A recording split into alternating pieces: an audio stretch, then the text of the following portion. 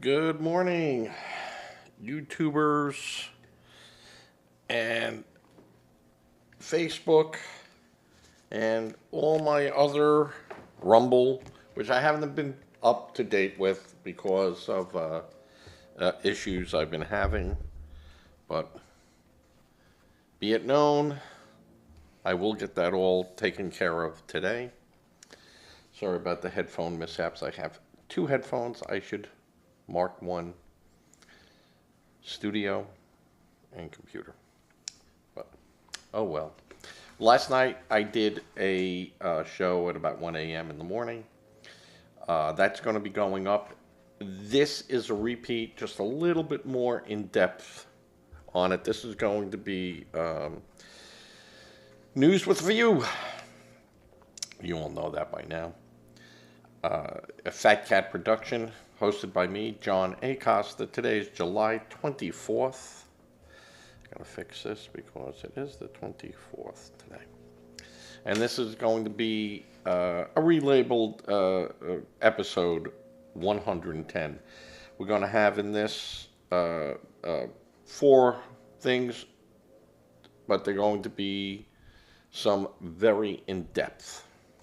But you'll like it. One is going to be the Supreme Court rules in Trump's favor with the Consumer Protection Safety Commission, the CPSC, that he does have the authority and power to remove those people. So,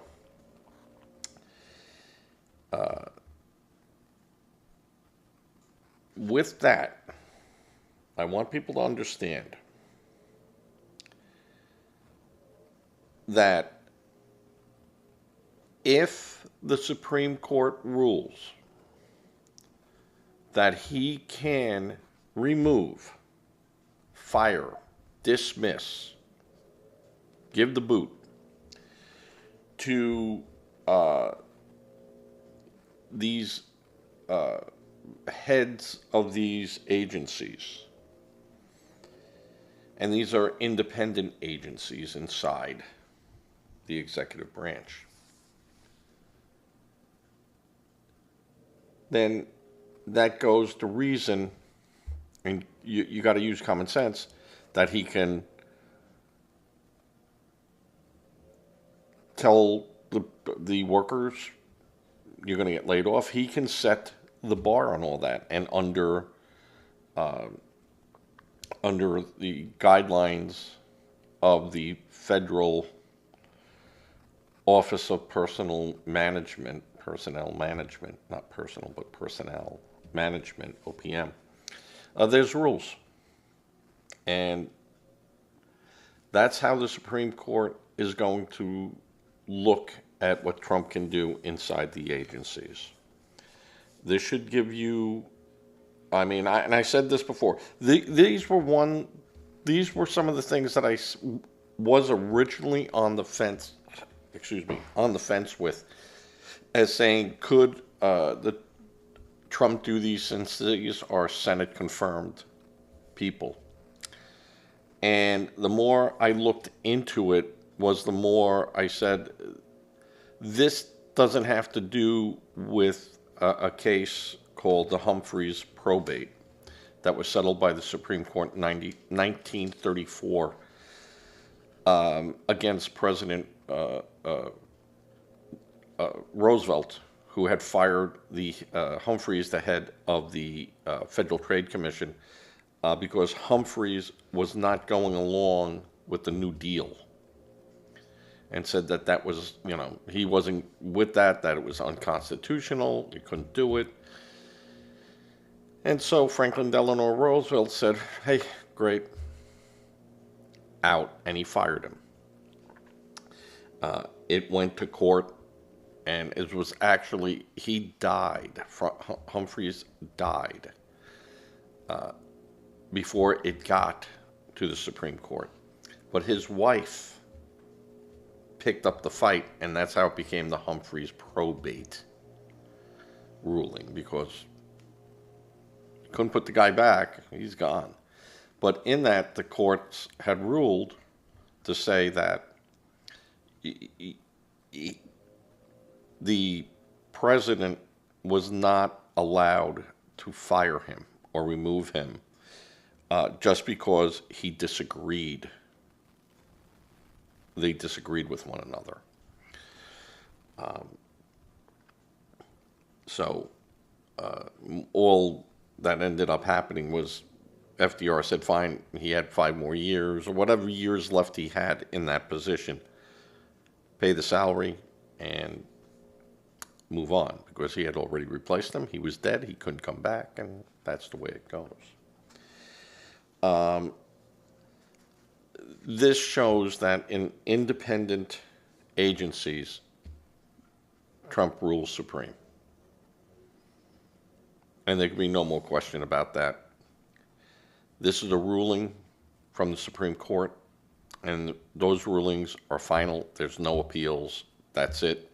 Game over. Thank you. Clean your drawers out and get out.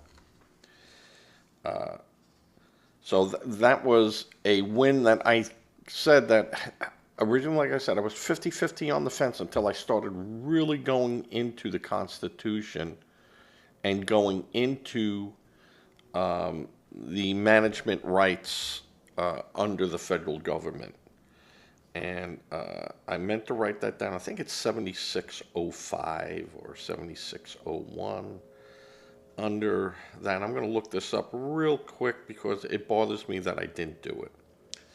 And that's really bad of me. I'm going to say federal management rights. Federal management.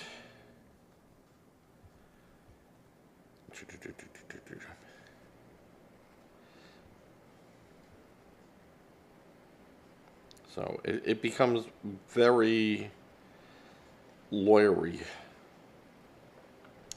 Okay, it's 7106. It's a statute subsection 7106, management rights. So I was close, 7106.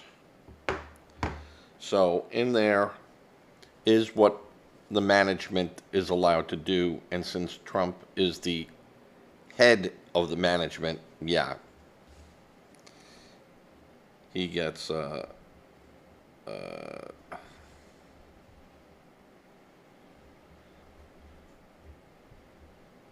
he gets to do that. So Richard Trumka Jr. sat on that. Was one of the 4 people. 4 people or 3 people. Don't know. I forget the names of the other people. But Trumka came from the Trumka Union family. Very powerful. His father was very powerful in the unions. A staunch fighter for union rights, staunch advocate for the working class. Kind of in a Jimmy Hoffa type of personality. He was a tough guy. Trumka was a tough guy. And his son, Richard Trumka Jr., I'm almost certain he became a lawyer and then got picked to sit on this agency because of his father's connections. Just like Comey's daughter working the prosecutor's office in New York, federal prosecutor's office. It's all connections. And there's nothing wrong with that. Nothing wrong. I don't feel, as long as the people are capable of doing the job, they got to live inside the framework of the agency they're working with. It isn't like they could run rogue. But happens all the time. Wow. Nepotism at work. Who would have thunk it, right? All right, well, that's that one. The other one I'm going to discuss is the Epstein files, then Colbert, and then birthrights. So we got a full day here. I kind of jumped into that because it was one of my topics that I knew Trump was going to win on anything to do with agencies inside the management of the executive branch. He reigns supreme. He is the supreme leader, and there's no getting around that. That's the way that works, and that's what he's going to do. Oh, that's interesting. That took a dip there instead of a mix, but that's all right. As you can see on my desk, I have the 14th Amendment flashing and the Constitution. All right. Federal judge rules on Trump's request to unseal Epstein's grand jury transcripts. Well, they said no. Judge Rosenberg said her hands are tied. She can't release the information contained inside a sealed grand jury testimony. And Trump knew this because, remember, he fought in Georgia with this, and you can't release it, you can release it, you can't, it went back and forth. And the thing with grand jury testimony, it's very hard to pierce that. Because since its conception, and this was way back in George Washington time, folks, it was meant to be so that people could give testimony in secret, and it stays there, and the government then can act on it. Now, very controversial in its time, because what does the Constitution say?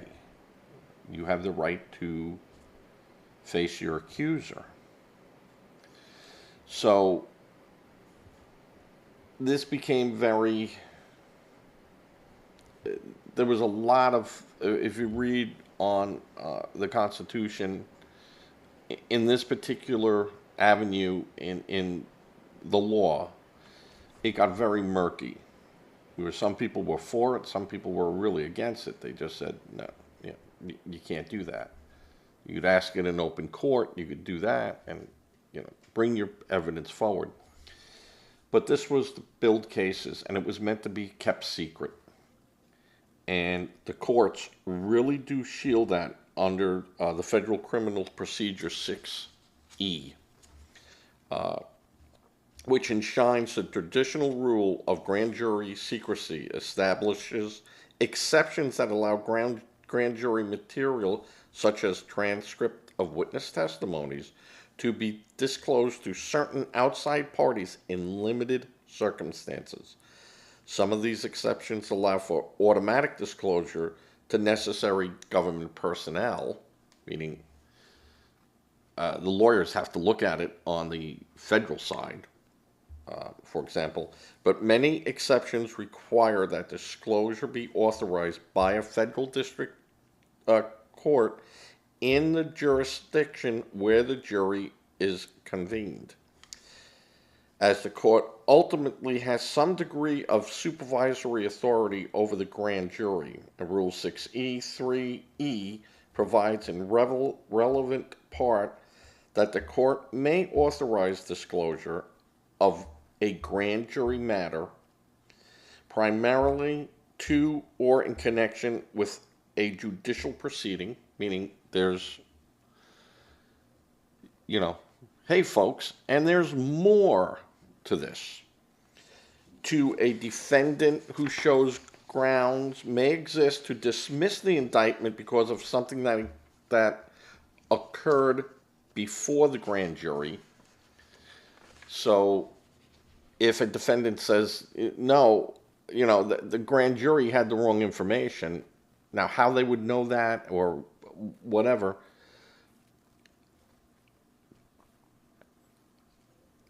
under those, the court may allow it to be pierced. And then 3, the request of the government to a foreign court or prosecutor or to an appropriate state subdivision, Indian tribunal, military, or foreign government official for the purposes of enforcing or investigating a violation of the respective jurisdiction's criminal law. Meaning, if this took place, something happened, and the grand jury heard it, and it was about a case that's also going on in France, France could ask to look at that. Persons seeking court authorization under one of these exceptions must make a strong showing of a particularized need. So, you just can't go in there and go, I think there is something in there that's wrong. No. You must have a reason. And saying, approving my guilt, my client's innocence. No, that won't work. You have evidence to counter the charges. No, you don't get to hear how we were able to discover all this. And from who and the particulars. That comes later. That at trial you can do that. But what transpired in the grand jury to get us to the point of a charge and then a trial, if one was going to happen? No. So that outweighs the public interest in secrecy. So if it was so egregious that this, that we should release it, the judge said that I can't do it. It's the wrong court. So they can kick it higher. But I think in all honesty and everything else, it can't be released. Just to satisfy an itch, you want it scratched. Not good enough. Now, it's interesting that this lines up. Gisela Maxwell is slated now to speak. The committee has said, we want to talk to her about this. And I don't know yet if she's agreed to talk to them. She might have agreed to talk to them. Now, does she have to talk to them? She might have to appear if she's subpoenaed and she's in custody. They're going to deliver her. But she could just take the Fifth Amendment. She could take her Fifth Amendment rights and say, as much as you guys want to know of everything that's going on here, no, I'm going to take my Fifth. So any question after this point, it's going to be answered with under advisement from counsel. I'm exercising my Fifth Amendment rights. Now, she could go in there beforehand and go, hey, listen, fellas, I know what you want to hear. And I might have some. I don't know, because I don't know what your questions are yet. But a lot of people have asked me questions, and the answers are already there, or that I could give, or that I know, or didn't know. But here's the deal. Maybe one of you geniuses have a question that wasn't asked me that could unlock doors. But I'm not going to do that while I'm in jail.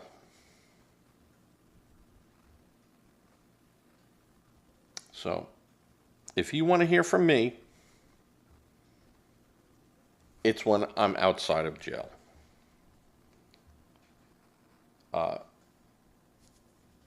Now, you can do that. That's not, you're not saying it's extortion or it's, a quid pro quo, kind of. But a defendant can do that. Cut me a deal. cut me a deal. One, it's a full immunity deal. Everything I tell you can't be used against me. And I want it retroactive to the day you put the bracelets on me. You know, the lawyers will figure that all out and get that word soup figured out.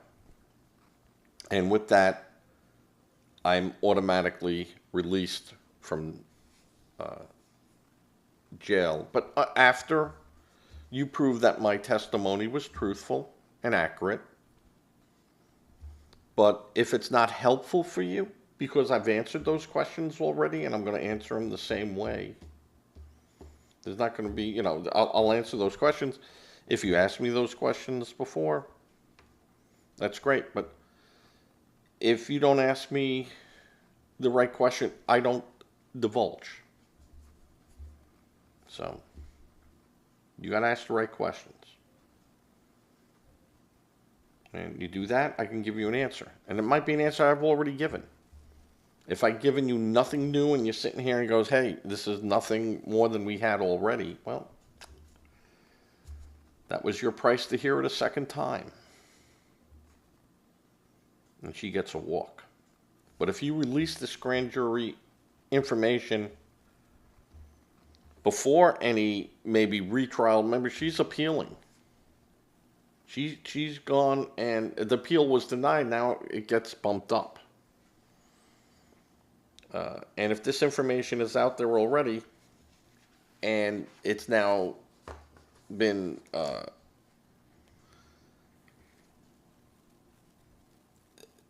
out there, the defense can definitely use that to their defense.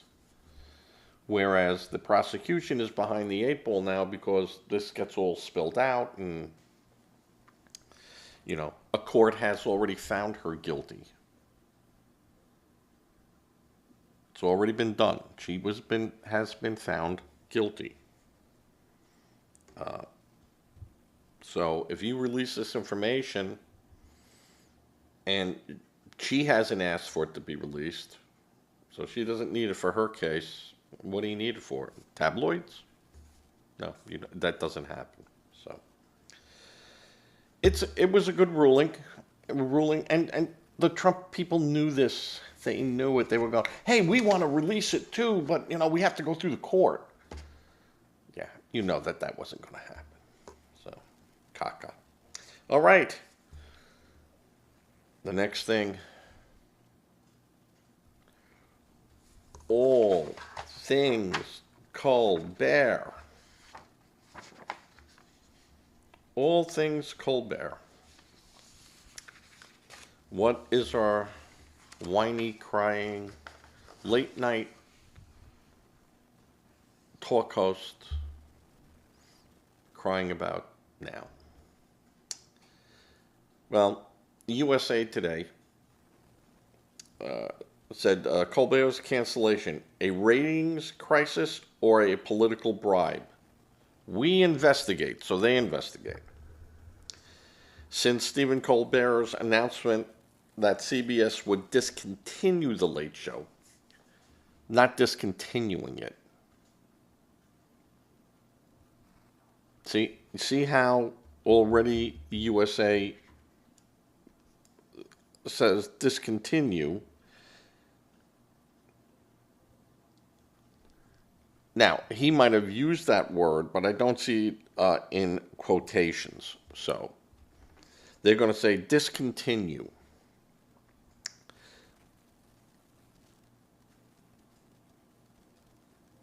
His show was not discontinued.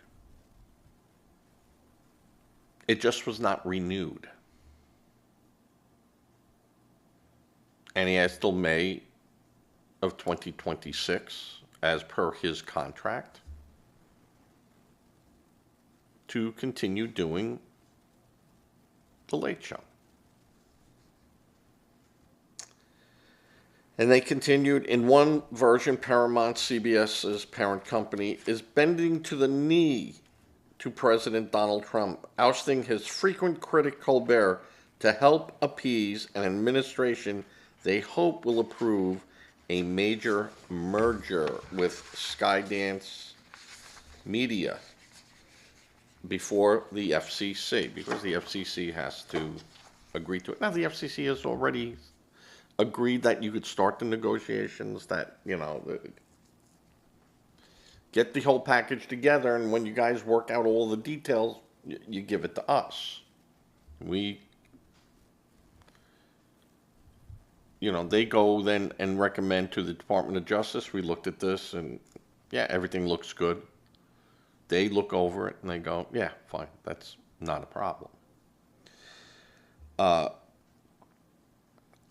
So what they're saying is that, was this settlement with Trump to push it through, so the FCC would look and go, yeah. Well, there was nothing written in the settlement agreements that any one of us have seen where it said, oh, by the way, on top of the money, and I did want an apology, but you're not giving me the apology, but you're going to give me the money, so why would you give me the money if you didn't screw up? So I win. This is Trump thinking. But even if in that conversation, and even in the terms of the agreement for the settlement, it said Colbert must be fired or canceled or whatever, he's got to go. That's not a bribe. That is not extortion. That's called litigation. Because CBS, Paramount could always turn around and say, we're not doing that. We'll give you the money. We'll hold our nose and write the check and give it to you. But you're not going to tell us he could be fired. He hasn't done anything that would violate his contract with us. And as such, yeah, we're not interested in doing that. At that point, Trump, during his negotiations, could go, well, that's great. The money deal that we were going to agree with, gone. I'll continue taking you to court. And,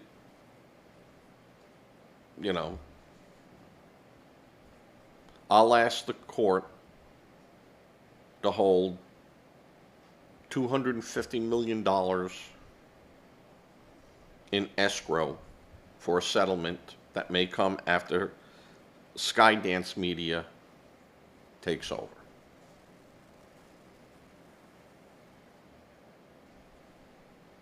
So, Skydance Media could turn around to Paramount and goes, listen, we can't have this hanging over our head. Who's easier to appease, Colbert or Trump? Well, we're looking at it. He's losing $40 million. Cut him loose.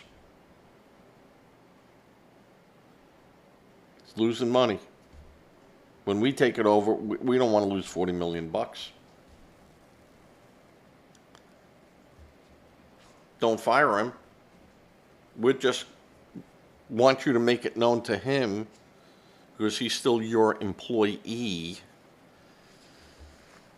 that Skydance is not interested in renewing his contract come May 2026. That's all. That's not extortion. That's litigation. Now,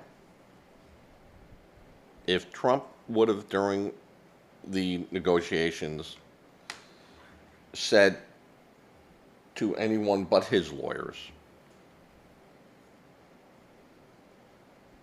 I'm going to tell you what, you don't get rid of this effing guy, I'm going to turn the heat up with the FCC. You won't even be able to buy paper. I'll jam you up so many different ways. Unless you go and do it, you fire him. Because I'll have the FCC investigate you, I'll have the Department of Justice, and then that can be considered not a bribe. That could be considered extortion. Now, he could go to his lawyers and say, that's what I'd like to do, and the lawyers would go, we can't do that, and if you insist on that, we no longer represent you. Because not only is it unethical for us to do that, it is illegal for us to do that. So, don't ask us again about that, because we'll tell you right now, if you insist on going down that road, we're out of here. And of course, Skydance wouldn't allow it, and the lawyers at CBS Paramount, no one would allow it. They go right to the courts and going, this is why this suit is baloney, boom, boom, put an end to it, and we want charges and blah, and they would win that, of course. So there was no bribe, there was no extortion, but there certainly could have been a quid pro quo, which is not illegal. It's called litigation. It's called negotiations.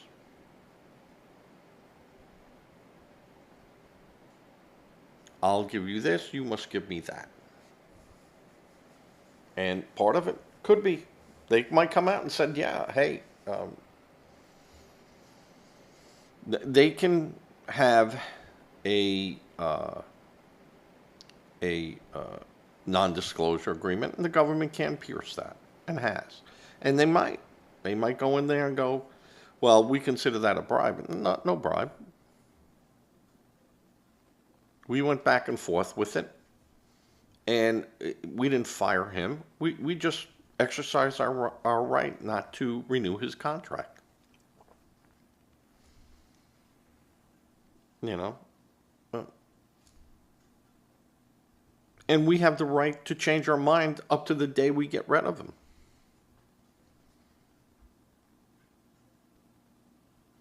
So, this is a business decision. Had nothing to do with a settlement,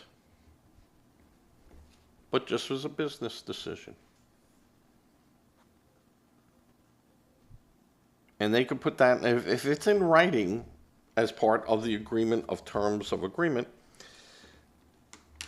then you could say, well, it wasn't a business decision. And it goes, yeah, it was a business, we're moving on. You know, he's losing $40 million. We can justify not keeping him around. So, and my part was, as the Colbert show was in the top of his talk show peers at 11:30 p.m., he was still losing reportedly $40 million a year. And ad revenue was running away. The market was getting much tighter. The eyeballs might have been there, but eyeballs don't necessarily turn into dollars. And mostly in late night, because there's no lead into a next show. After that show's over, CBS used to put up, up to the minute. Or gave the airtime back to the stations in some cases. You fill it with infomercials, or CBS would have something up there. So there wasn't that much programming going on to have people glued in front of their television set. So ad revenue was dropping. And they went on to say is an explanation for the cancellation is at least partly true that it was money. And I look at it and go, well, what part of $40 million in losses is partly true? That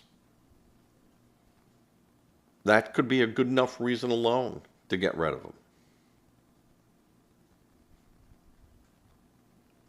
And everything else that he's been doing, we don't see this improving.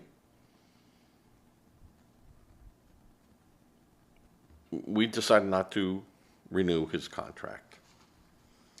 And my spin on this is CBS should either terminate for cause, and his actions on Monday telling the president, boom, boom, that goes beyond his protection on the stage of doing his show. And when I say protection, CBS, Paramount, they have a company policy, an employee company policy, that everyone has to, who's working for CBS, or vendors, or anyone else, has to adhere to. Now, inside Colbert's contract of doing the show, of course, there are carve-outs. He can make fun of things. He can say things. He can be blue up to FCC network standards. And he can say things that normally, if he said them in the cafeteria, he could be fired. So there is a protection bubble around a lot of these people. Radio hosts have it. They all have it. But there's boundaries. I would say that he broke two boundaries of that. One, when he said it sounded like or looked like a big fat bribe. That could get investors to go, I don't want to be associated with a company that's doing bribing. Sponsors could turn around and go, we don't want to be associated with that.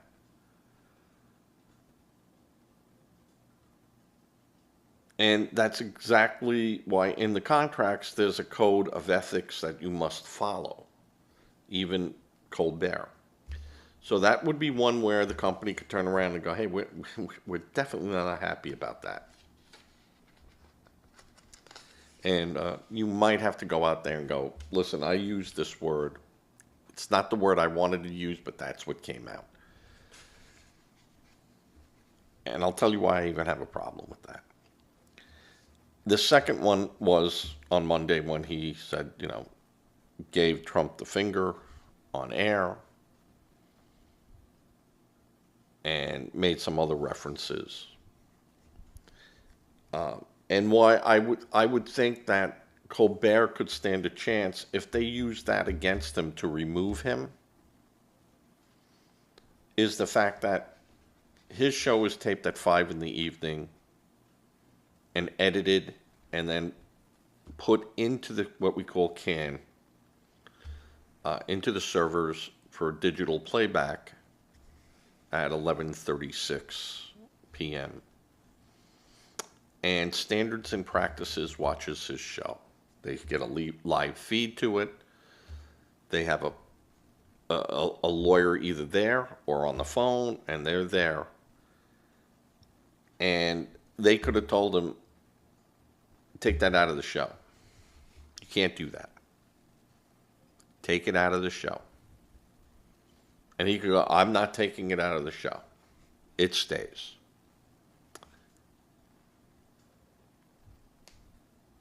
They then go to the production people and go, hey, it's our lawyer. You guys work for us. At 6 minutes, 32 seconds into the show, we want you to black 10 seconds out and then continue on. And do it, save it. Thank you. And that's it. They could have blocked that. They could have let him get up to that point, put a black slug in, and then transitioned out of it. So CBS, in essence, allowed that to happen. And it went out. Now, it could say, hey, it was our bad judgment, but he still said it. And it was our bad judgment that we let it go out on air. But it doesn't mean that he gets away with it. If I left my wallet on a table and someone came strolling by and they go, oh, I left the wallet on the table. Boom, boom, I take the cash out of it and walk away. I can't go, well, he left his wallet on the table. Well, you weren't supposed to steal it. Well, no one told me that, but they allowed it to be on the table. Do you understand that logic, Bob? You getting there? So he could be fired. And what I would have done, the CBS should have terminated for cause Stephen Colbert, or suspend airing his show and pay him till his contract expires. Meaning that we're going to fulfill the monetary aspect of your contract, so you're not hurt financially. You will get paid, and at the end of May, we part company, and that's it. And I would go for that route. I'd go, again, not knowing his contract where he goes, if I produce a show, but he doesn't produce it. It's owned by CBS, so it isn't like the Letterman. Letterman was different. But there, CBS produces the show. It's their show. They can do with it what they please up to a point, meaning unless it's something that violated standards and practices for the company, they couldn't tell him what he could do on his show, as long as it met standards and practices.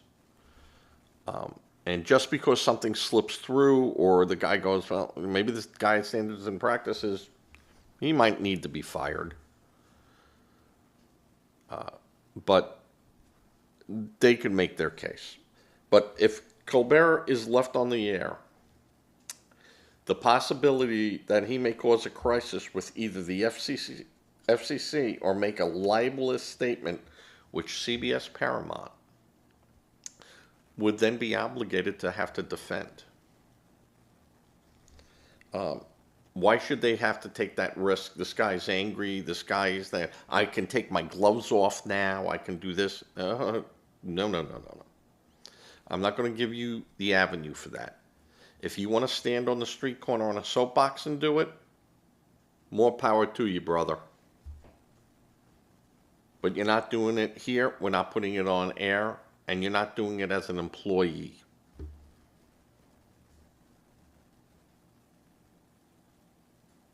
You violate your terms of your contract. But I'm not stopping you from going out on the street and doing it. Be my guest. Why should Paramount CBS take that responsibility? It's just easier to cut that anchor loose.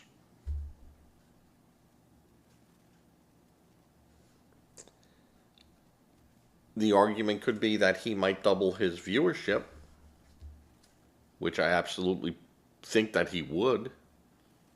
But that does not translate the dollars, because you're going to have sponsors fleeing. They're not going to want to be associated with that. There's other places for them to put their money.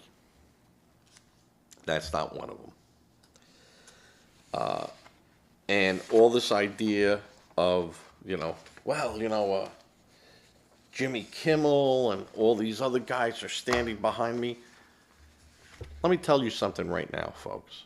You know what they're hoping for? That Colbert is fired tomorrow. Where does his eyeballs then go to? Fallon and Kimmel. There's a good possibility Kimmel might pick up a 30-40% eyeball rate. And if ABC wants to try to transition that into dollars, go ahead. There's only so many spots and so many show segments that you could shove commercials into that people will then, not start watching. But they could try. Those eyeballs will go elsewhere. They're not going to sit at a test pattern and watch it. And they're not going to see reruns. That's just not going to happen. So you're telling me that Jimmy Kimmel and all these people and Jon Stewart, they're only hoping that Colbert is gone. Because, hallelujah, I found numbers. Those people are going to watch ABC. Those people are going to watch NBC. They might even watch some, Rachel Maddow or other shows that can come up and become bottom feeders. All right. CBS host pours cold water on liberal outrage to Colbert's cancellation and states late night industry is broken. CBS Morning co-host Tony Dokoupil, Dokoupil, Dokoupil, is pushing back on the liberal outrage and was quoted as saying the business is broken. And what no one seems to acknowledge is that the politics has changed. The business changed, and so did the politics. And it got way more one-sided than anything Johnny Carson ever was doing. I think we should reflect on those changes as well. It's been a big shift culturally in that regard also. So the idea that this is just something that, it's a Trump is doing it and it's it's a bribe, it's extortion. It's not the case. The audiences are changing. The View, not News with a View. The View host Sonny Hostin warns Colbert's cancellation could lead to the dismantling of our Constitution.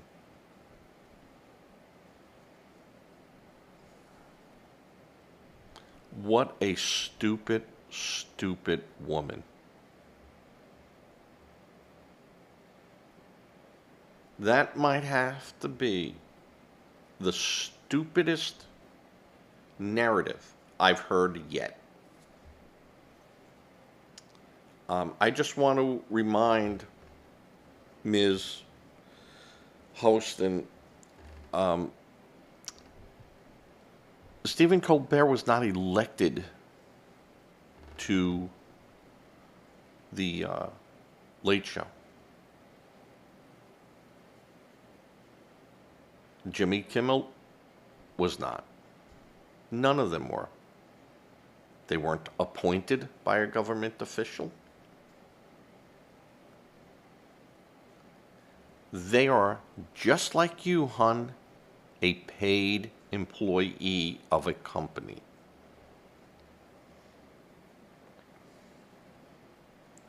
Who has a contract which is going to be filled.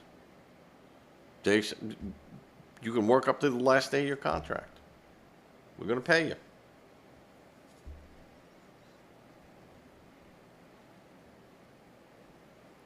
His cancellation which was not a cancellation. They just did not renew his contract. He's not canceled.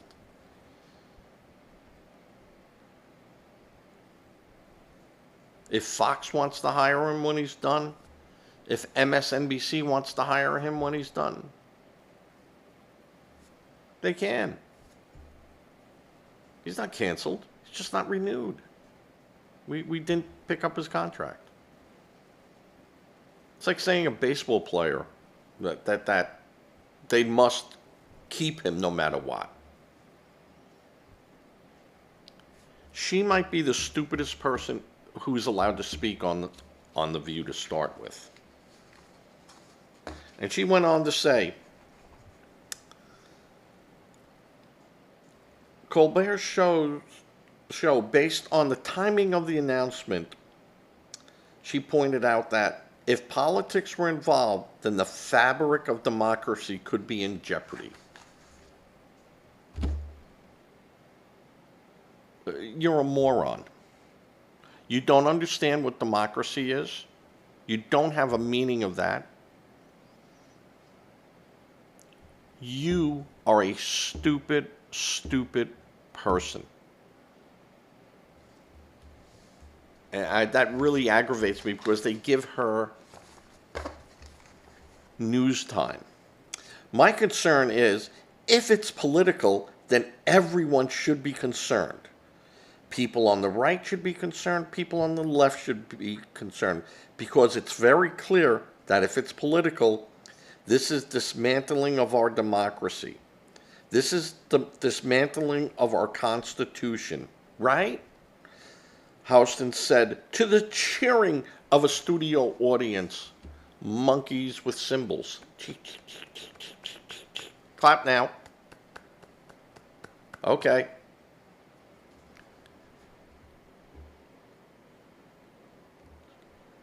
Stupidest. Show me in the Constitution where a company has to hire someone. Or has to, once they hire them, they must keep them forever.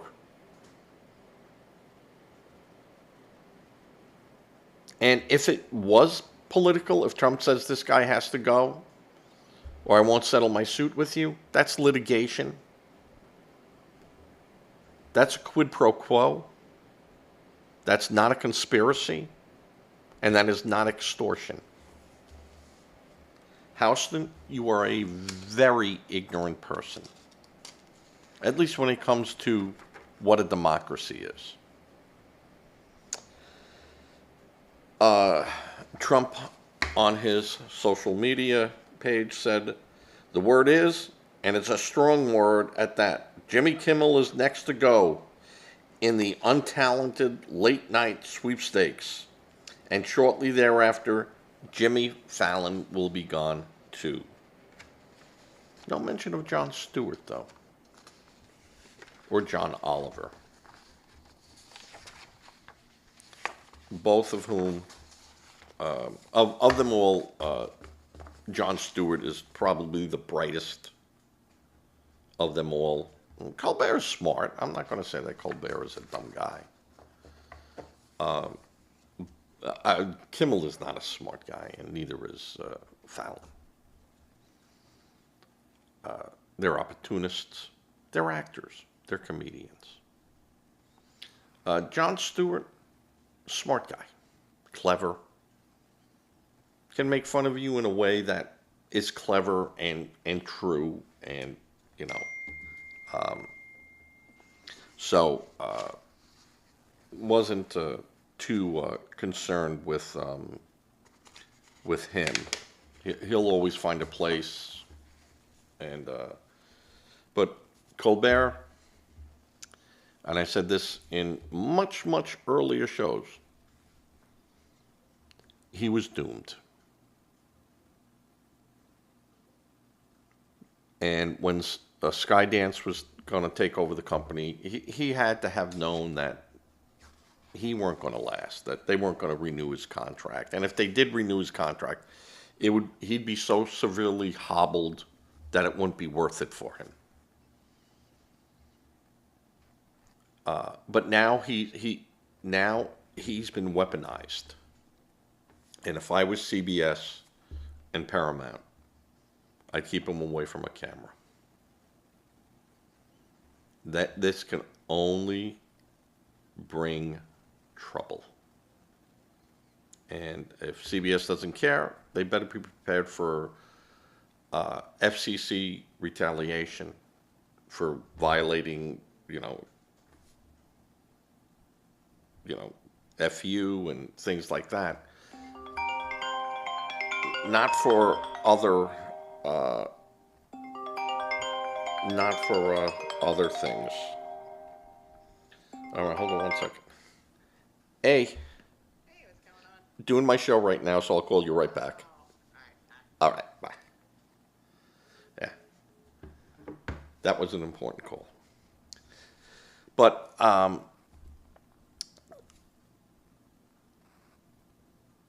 the fact of the matter is that free speech is not being hampered here.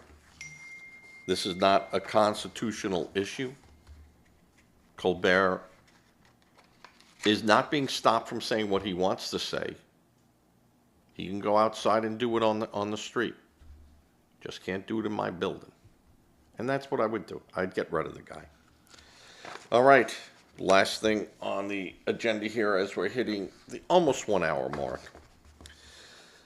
Appeal court rules Trump birthright order unconstitutional. And district court correctly concluded that the executive order proposed interpretation denying citizenships to many persons born in the United States is unconstitutional. We fully agree, the ruling reads.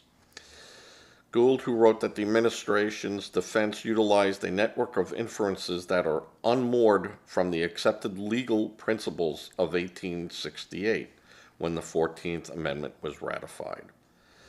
The court agrees that the president cannot redefine what it means to be an American with the stroke of a pen. Washington Attorney General Nick Brown said in a statement to USA Today, he cannot strip away the rights, liberties, and protection of children born in our country. Well, that's going to be answered on the 27th. And if those people were not supposed to have those rights that are being stripped away, well, I think Attorney General Nick Brown needs to read this book. The original meaning of the 14th Amendment. And it will explain all that you need to know. That 14th Amendment, when it came down to birthrights, was very specific on why that was included. And it was to really fix the 13th Amendment that didn't answer the question of those people that were brought here in chains and then having children here. And they didn't need a 15th Amendment to address that. They were going to pack it all into the 14th Amendment to correct the 13th Amendment, to say that children born of people that were brought here in chains had rights, became citizens.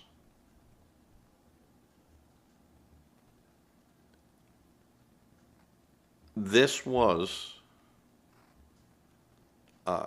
done because, remember, Lincoln's plan was to ship them all off to Liberia or Haiti or somewhere else. You weren't citizens. So off you go. Go back to where you came from. When you came from Africa, we'll put you in Africa somewhere. Liberia, and figure it out there. And that changed in 1868 when they said, well, the children born, the ones that were brought here, and remember, there were really no more slaves being brought over after a certain period because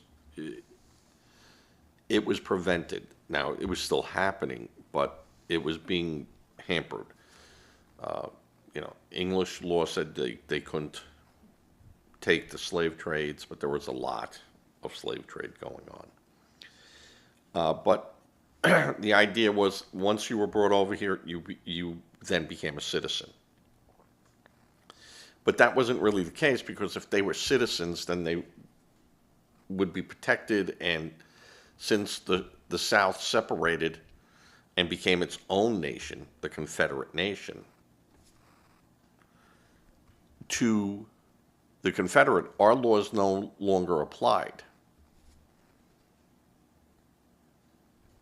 And that's why under the 14th Amendment, the words sedition and insurrection and people that were in power that took positions couldn't return to power inside the United States. The 14th Amendment is probably one of the most complicated amendments in our Constitution. And it is a wordsmith of paragraphs. It's pretty amazing. So this 14th Amendment, very powerful, and it makes for good reading, but it would put you to sleep, because you're going to read all the players that were involved with the 14th Amendment. And they had sent letters to one another, and they were in the Library of Congress, all retrievable, and they were put in a book. And you could actually see what their intent was. Now, because the court has ruled on some of these cases in the past, where they go, well, we have legal precedent. Yes, you do have legal precedent. That is undeniable. It doesn't mean it was sound. And the Supreme Court has, Roe v. Wade has shown, has reversed itself. This isn't a matter of reversing themselves. And again, under the executive branch, there is no upper limit of things that the president can't do. It is really executive power that's as close to a king as you can get inside the executive branch. So Trump, as I keep saying, is not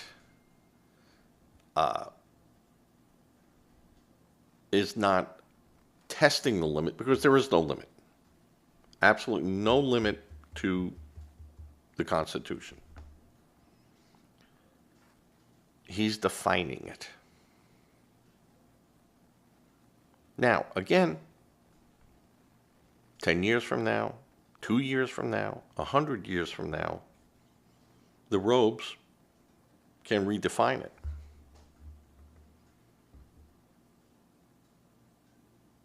They can go back in, but see, this is it is not like Roe v. Wade, which was a ruling of and they used the privacy issue with it, which should never have been done. It was stupid. It should have been exactly where it ended up, in the state's hands.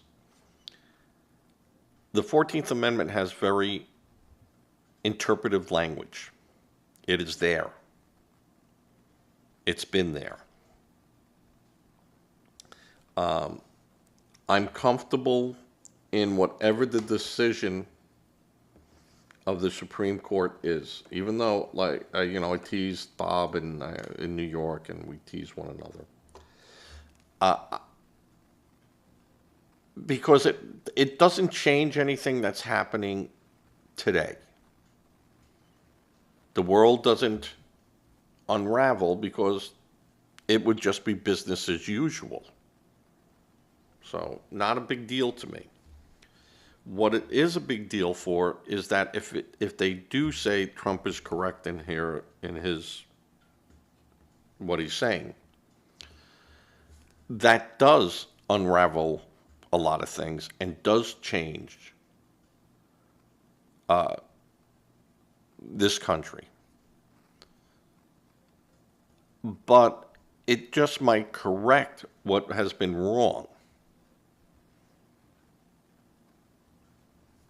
And now we're all going to have to pay for that. It's going to be a lot for people to digest. Not so much if the court rules against Trump, because really then nothing changes. Everything just stays the same. And then you could start making laws that then fence in some of these things. But if the court agrees with the Trump administration's view, then yes, that is a major, major change for this country. But it might have been that's the way it should have been. So, don't know. All right, I'm going to end this. As always, if you can give to a charity, please give to a charity of your choice. You go to that charity. Don't have them come to you. Don't be a victim helping victims. If you're uncomfortable with that, give to a food bank. And when I say food, it could be toilet paper, it could be diapers, it could be baby bottles, formula, stuff that people need.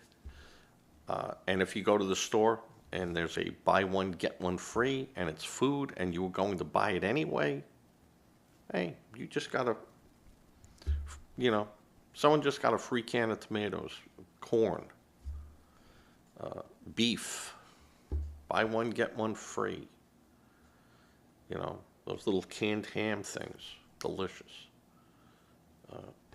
And you might say, well, that's not a big deal, 4 cans, 5 cans. The people that don't have 4 or 5 cans, yeah, that's a big deal. That's a meal for the day, for their family. And no questions asked, and not saying, well, maybe if you did this, or maybe you did that. That's beyond it. They're suffering. It has to be addressed. Good conscience tells you it has to be addressed. So you can do that. Say a prayer. Prayer works. Stand by that every day. And with that, I am going to fade to black. Probably on YouTube will bounce back up for a second till I get my still store up there, and then I end. All right. All right. All right. And I fade to black.